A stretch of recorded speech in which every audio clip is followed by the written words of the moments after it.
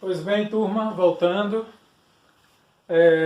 O vídeo cortou, então a gente retoma a partir daqui, tá bom? Observe, questão 7. Observe a sequência dos termos nas frases que formam o título e o subtítulo. A.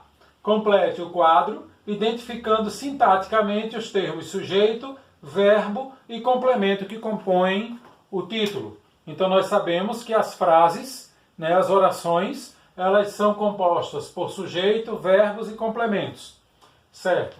Então nós vamos ver em que ordem elas se encontram aqui.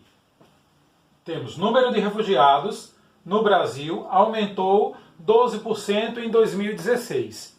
Lembra o que a gente sempre disse? Como é que nós encontramos sujeito, como é que a gente encontra complemento? Qual é a primeira coisa que a gente deve buscar numa frase? Isso aí, o verbo. Então, qual verbo aqui? O verbo, então, é o verbo aumentou. E aí a gente pergunta para o verbo. Quem aumentou? O número de refugiados no Brasil. Logo, quem se refere ao sujeito. Então, sujeito, número de refugiados no Brasil, aumentou, nós já dissemos que é verbo, sobra então complemento para 12% em 2016. Ok? Na letra B, identifique agora os termos que compõem o subtítulo. Até o final do ano passado, foram reconhecidos refugiados de 82 nacionalidades. Mais uma vez, a gente procura pelo verbo. Qual verbo temos aí? Temos a forma verbal foram reconhecidos. Dois verbos com uma única função. Como é que nós chamamos isso?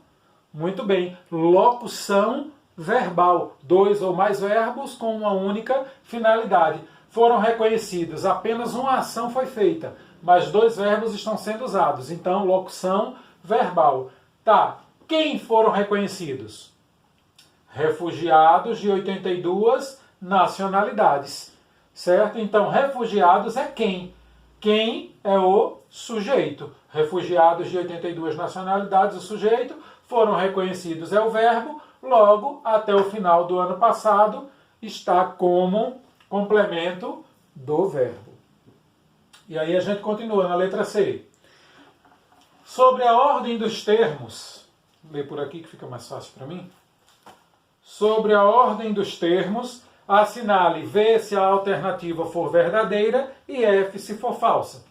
Na primeira, a ordem direta no título contribui para que a informação seja apresentada ao leitor de forma mais clara.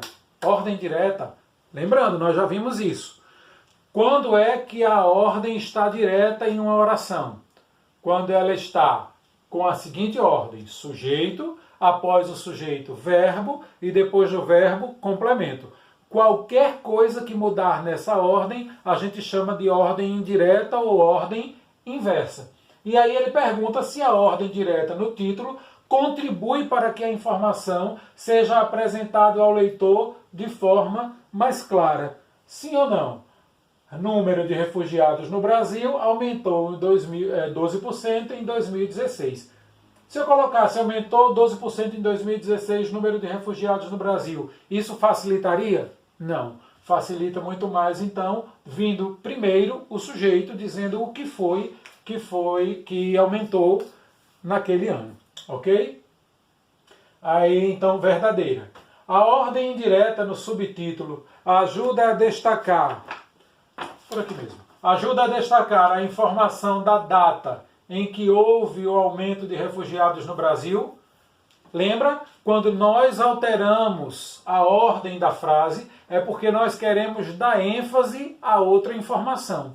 No caso, até o final do ano passado, foi trazido para o início da frase, certo? Colocando a frase na ordem indireta, na ordem inversa, certo? E isso tem a finalidade de fazer com que o momento em que se deu o aumento, o momento em que se deu o reconhecimento, fosse destacado. Então está correta a informação. A ordem indireta no subtítulo ajuda a destacar a informação da data. Então o que está em destaque é a data e não o que aconteceu.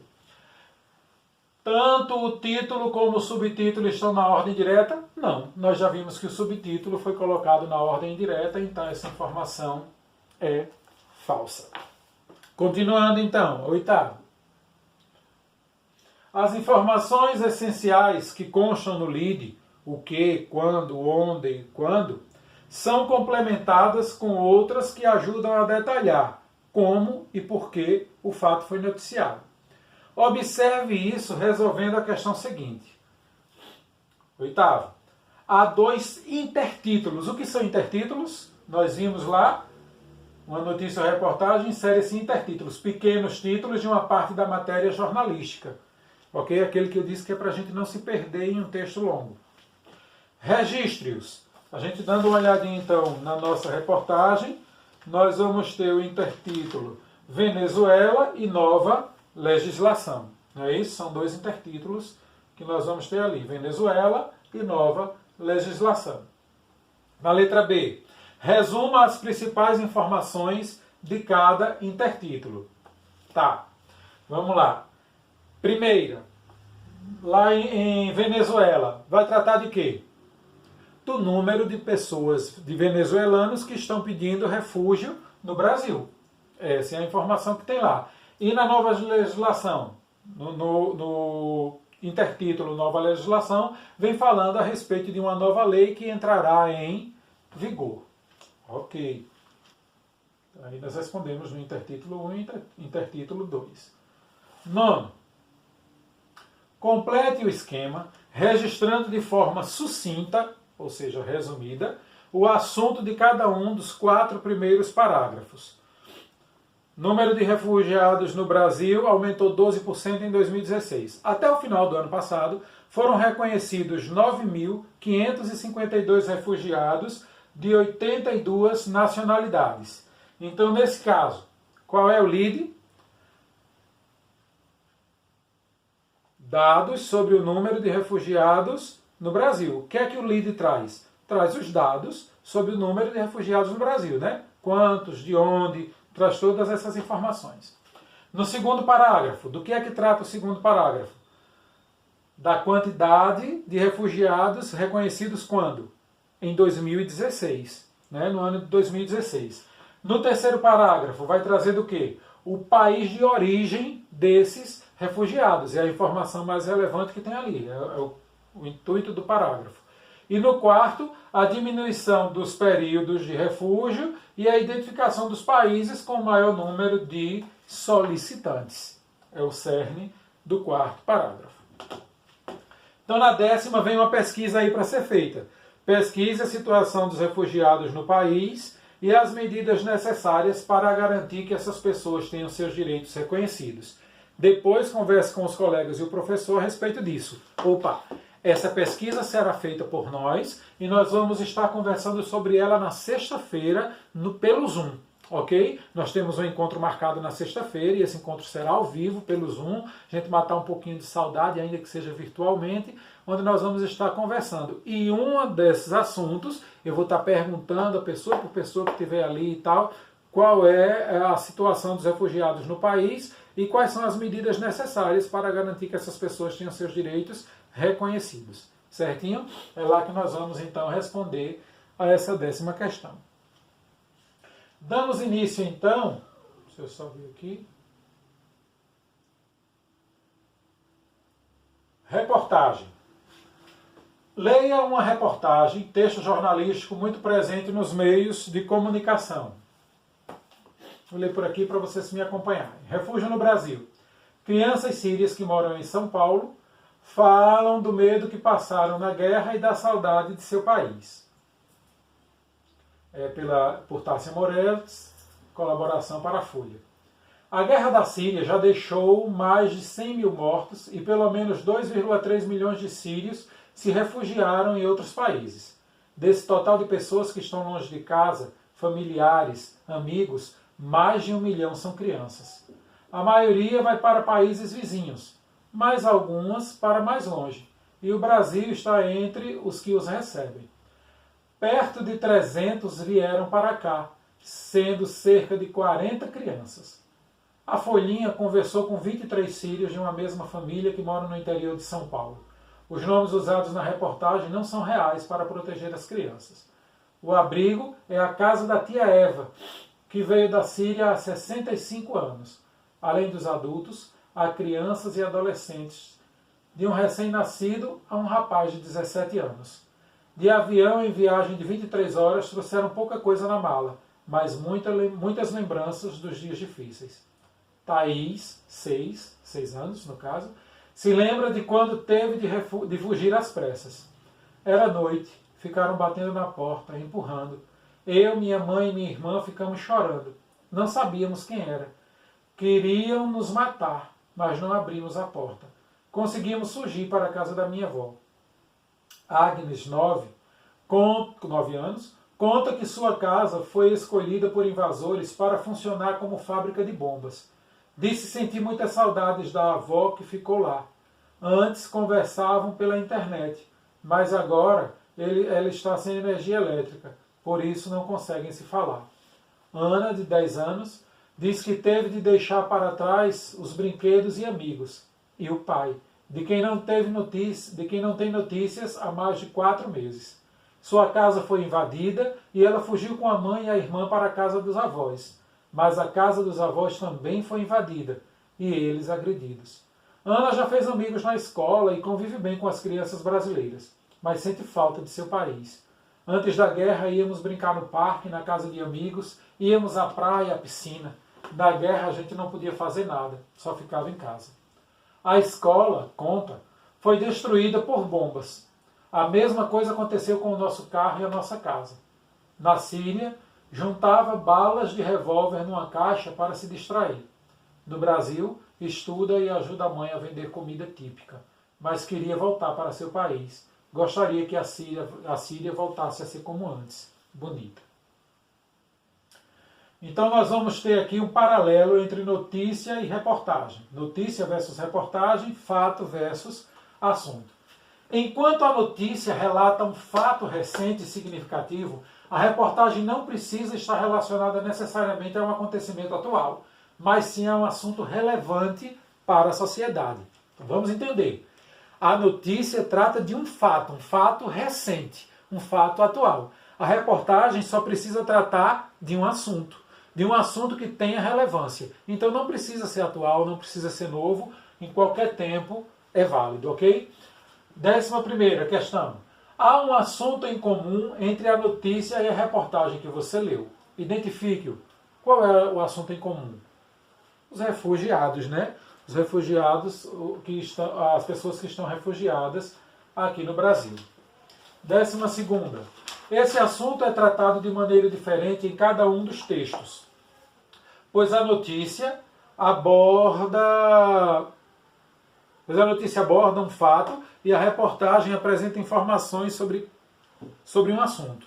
Complete a tabela indicando esses elementos diferenciadores. O fato noticiado. Qual foi o fato noticiado? O aumento de refugiados no Brasil. Esse foi o fato noticiado. E qual foi o assunto na reportagem? A história das crianças que estão refugiadas no Brasil. Elas têm assunto em comum, mas uma tem o fato e a outra apenas assunto. Ok? 13ª. Cada parágrafo apresenta ideia central e ideia secundária. Observe o primeiro parágrafo de cada reportagem, o primeiro parágrafo da reportagem, em que a ideia central está marcada com cor amarela e a secundária com cor verde. Então nós temos aí de cor amarela, a guerra da Síria já deixou mais de 100 mil mortos e pelo menos 2,3 milhões de sírios se refugiaram em outros países. E de verde nós temos a secundária desse total de pessoas que estão longe de casa, familiares e amigos, mais de 1 milhão são crianças. Resumidamente, pode-se dizer que a ideia central do primeiro parágrafo é a guerra da Síria causou muitas mortes e obrigou muitos sírios a se refugiarem em outros países. Agora sublinhe no texto as ideias centrais do segundo e do terceiro parágrafo e resuma-os. Então nós vamos ter aqui a ideia central do segundo e a ideia central do terceiro. A gente dando uma lidazinha no segundo, a gente vai ver o que é que ele diz no segundo parágrafo. Só conferir aqui. A maioria vai para países vizinhos. A maioria vai para países vizinhos, mas alguns para mais longe. E o Brasil está entre os que o recebem. Tá, nós podemos dizer que é essa, então, a ideia central, de que muitos vão para perto e alguns para mais longe, que o Brasil está entre esses países. E no terceiro diz, o abrigo é a casa da tia Eva, que veio da Síria, além dos adultos, a crianças e adolescentes, recém-nascido, um rapaz de 17 anos. Pronto, a gente pode dizer que a ideia central é que eles estão abrigados na casa de uma síria que já vive no país há muito tempo e que trouxeram de lá poucas coisas. Não é isso? É a ideia central do terceiro parágrafo. 14º. Os parágrafos dessa reportagem podem ser agrupados em 2 grandes grupos. Complete os espaços em branco, indicando os números de parágrafos correspondentes a cada grupo. Grupo 1 faz a contextualização do assunto abordado na reportagem. Então isso vai... Quem faz a contextualização, ou seja, traz a história como foi que ela aconteceu, né? O contexto da história. Então o primeiro, com certeza, que é o lead, né? O segundo também, continua dizendo que eles estão fora de casa, que são cerca de 40. O terceiro também, que vem dizendo onde é que eles estão abrigados e o que foi que eles trouxeram e qual a idade média dessas crianças. Tá, e então do primeiro ao terceiro é o primeiro grupo, então, que traz a ideia central, que faz a contextualização do assunto abordado na reportagem. Está nos 3 primeiros parágrafos. Certo? Aí o segundo grupo apresenta depoimento das crianças refugiadas. Ok, começa aqui com Thaís e vai do quarto, quinto, sexto, até o 8º, continua ainda com a Ana, né? Então até o 8º parágrafo. Ok? Vai do 4º ao 8º parágrafo. Para a gente responder. Então continuamos aqui.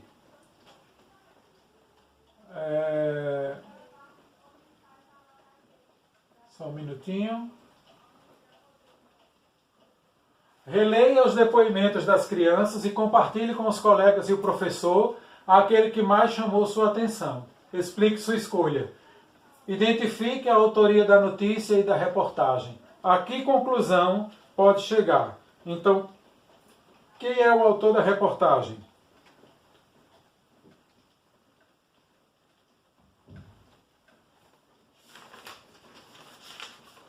Vamos ver.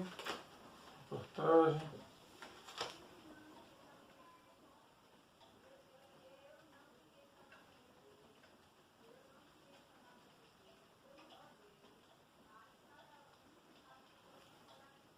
Na notícia,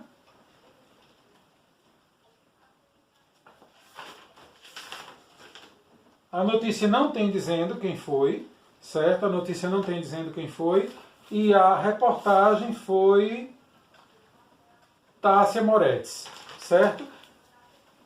A que conclusão nós podemos chegar? A notícia nem sempre é assinada. A notícia não necessita. O jornal, ele dá a notícia. Ele não precisa que alguém seja o responsável pela notícia que está sendo passada. Já a reportagem, obrigatoriamente, tem que trazer o nome de quem fez, já que se trata de uma pesquisa. É fruto de uma pesquisa, é fruto de um estudo feito por alguém. Ok? 17ª questão. Tanto a notícia quanto a reportagem têm a finalidade de expor informações ao leitor. Compare-as. Notícia. Até o final do ano passado, foram reconhecidos 9.552 refugiados de 82 nacionalidades. Desses, 8.522 foram reconhecidos por vias tradicionais de elegibilidade. 713 chegaram ao Brasil por meio de recenseamento e a 317 foram estendidos os efeitos da condição de refugiado de algum familiar. Na reportagem, a maioria... Falhou aqui. Só um minutinho, deixa eu reconectar. Com a base do caixote. Isso cria um corte que vira o caixote, enquanto ele cai de boca. Quando alguém faz manobras no telhado, é que percebe tudo que tem que ser consertado. Mas cuidado, que a coisa pode piorar. Ao dar um giro e saltar para o muro, falta longitude e altura na trajetória dele. Quando ele sentiu que ia cair, tentou se segurar na viga pesada.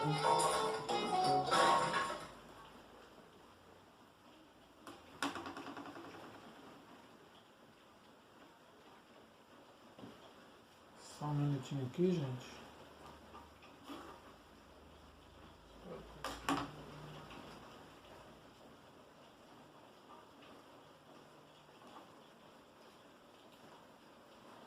Bem os pés. Mas cada um sobe como pode. Digo, quem sou eu para julgar? Olha só, eu não sei se ele ficou enjoado, mas chegou onde queria. O que não se deve fazer é bloquear a passagem para subir na contramão.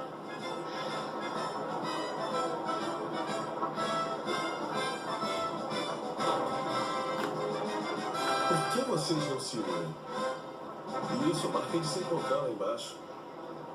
Se assim como ela, você rala para subir as escadas, sabe o que não vai cair mal? Essa é a explicação científica. As escadas consistem numa série...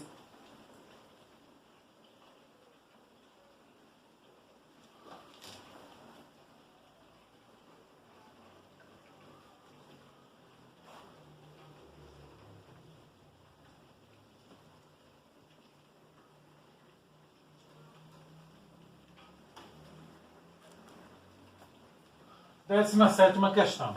Tanto a notícia quanto a reportagem têm a finalidade de expor informações ao leitor. Compare-as. Notícia.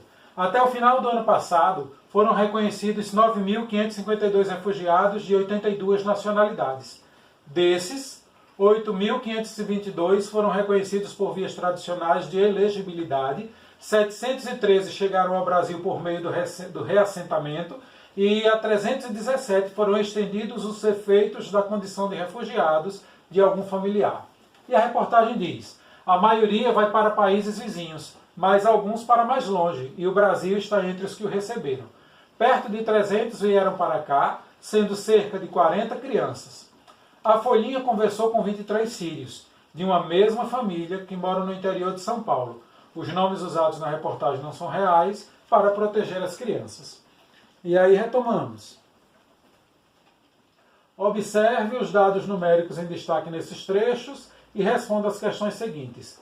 Qual a importância desses dados no texto lido, nos textos lidos? Nós vimos lá naquela exposição que nós fizemos que esses dados numéricos, eles ampliam as informações trazidas, né? Eles possibilitam um maior entendimento. Então, nessas notícias, nessas reportagens, eles vêm trazendo uma maior clareza para nós da situação real. Letra B. Na reportagem, 2 desses dados numéricos são acompanhados das expressões perto de e cerca de. Essas expressões podem ser substituídas no texto sem prejuízo de sentido por aproximadamente ou exatamente. Perto de é exatamente ou é aproximadamente? Aproximadamente, não é isso? Letra C. Os efeitos de sentido que essas expressões conferem aos dados numéricos é de imprecisão ou de exatidão? Quer dizer que é um número exato, preciso, ou é de imprecisão?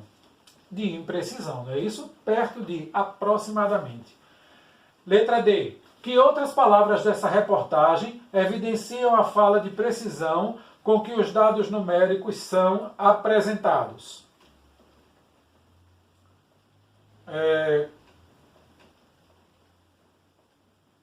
Que outras palavras dessa reportagem evidenciam? Tá, a gente vai ver que aqui nós vamos encontrar palavras como na reportagem, alguns é uma, certo? Perto de, a folha começou, deixa eu ver se tem alguma outra. Chegaram no Brasil, foram reconhecidos. A maioria, tá? Maioria e alguns. Maioria e alguns, então, são duas palavras que têm esse mesmo sentido de que falta precisão, de que falta exatidão. Letra E. Justifique essa falta de precisão considerando o objetivo da reportagem e da notícia.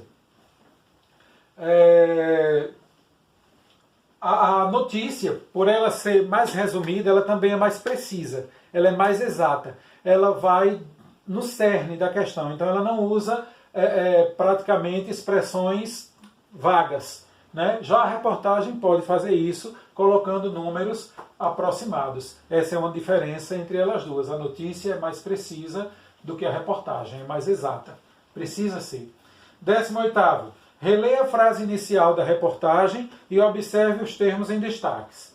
Então tem: a guerra da Síria já deixou mais de 100 mil mortos e pelo menos 2,3 milhões de sírios se refugiam em outros países. O uso de já no texto original permite deduzir que a autora acredita que o número vai aumentar ainda mais ou não tem certeza sobre os números de mortos. Quando eu digo eu já estou cansado, quer dizer que ainda falta o que fazer ou que já esgotou o que eu tinha que fazer? Não, quer dizer que ainda tem o que ser feito e eu já me encontro cansado. Então já acredita que o número vai aumentar ainda mais.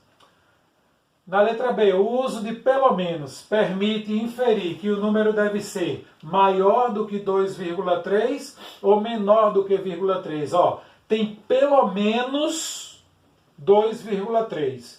Quer dizer que provavelmente deve ser um número maior que esse. Releia o texto que acompanha a imagem e apresente... que acompanha a imagem presente na reportagem. Então aí tem 3 anos, 100 mil, 1 milhão, é o tempo que já dura a guerra, 3 anos, 100 mil é o número de pessoas que já morreram na guerra, e 1 milhão é o número de crianças sírias refugiadas em outro país. Aí, o que esses números revelam? 1 milhão, 100 mil em 3 anos. Quer dizer que é um grande número de pessoas e especialmente de crianças, né, que estão sofrendo com a guerra e que se refugiam em outros países. Quer dizer que é um número grande. Letra B. No título que acompanha essas informações, há uma palavra que indica qualidade. Que palavra é essa?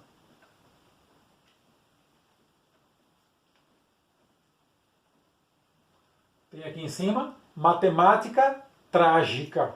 Não é isso? O título que acompanha essas informações é uma palavra que indica qualidade. Que palavra é essa?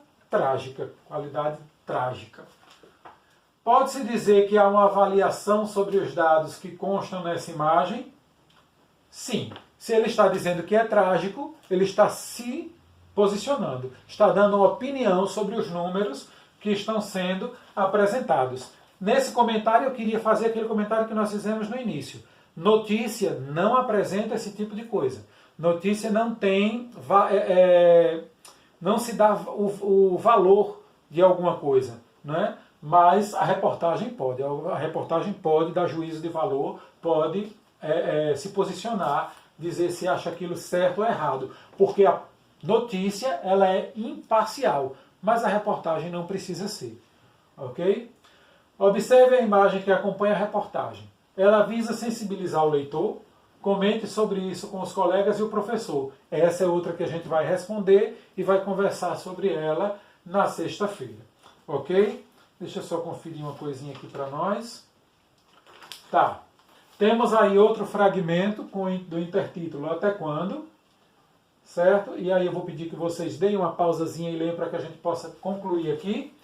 20º. Que aspectos são enfatizados nessa parte da reportagem e não na outra? São aspectos culturais. Não, aspectos culturais nas duas são tratados, né? O depoimento de adultos sobre a situação. Isso.